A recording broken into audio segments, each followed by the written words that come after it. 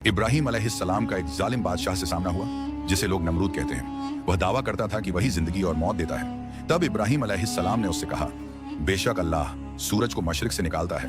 अगर तुम इतने ताकतवर हो तो उसे मगरिब से निकाल कर दिखाओ। ये सुनकर वो बादशाह खामोश रह गया। जब इब्राहीम अलैहिस्सलाम की कौम ने उन्हें ठुकरा दिया तो उन्होंने अल्लाह की राह में हिजरत की और अपना वतन छोड़ दिया। उन्होंने अपने रब से नेक औलाद की दुआ की।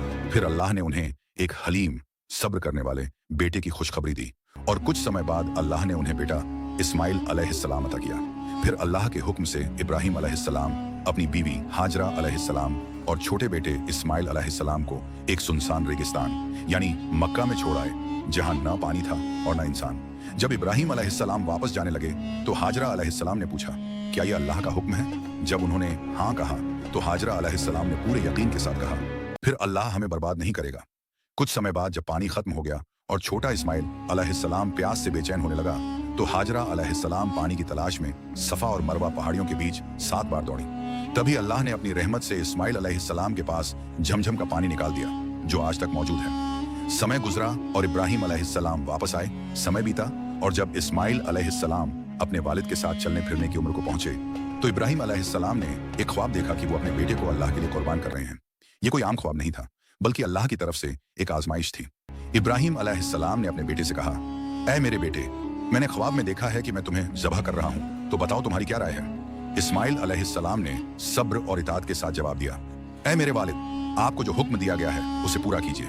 इंशाअल्लाह आप मुझे सब्र करने वालों में पाएंगे। फिर जब बाप और बेटा दोनों अल्लाह के हुक्म के आगे झुक गए और इब्राहीम अलैहिस्सलाम ने इस्माइल अलैहिस्सलाम को पेशानी के बल लिटा दिया, तभी अल्लाह ने पुकारा, ऐ इब्राहीम, तुमने ख्वाब को सच कर दिखाया।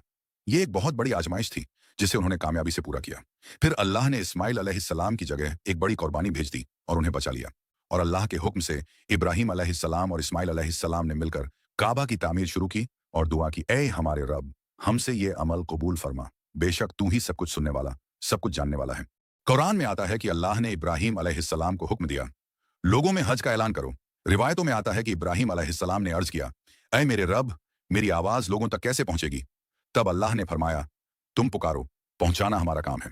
फिर इब्राहीम अलैहिस्सलाम ने अल्लाह के हुक्म पर हज का ऐलान किया और अल्लाह ने उनकी पुकार को दूर दूर तक पहुंचा दिया। हजरत इब्राहीम अलैहिस्सलाम ने अपनी पूरी जिंदगी अल्लाह की इताअत और कामिल यकीन के साथ गुजारी और हर आजमाइश में सब्र और फरमाबरदारी की मिसाल पेश की। उनकी जिंदगी आज भी ईमान, तवक्कुल और अल्लाह की मोहब्बत का पैगाम देती है। कुरान से सही वाकयात जानने के लिए हमें फॉलो करें।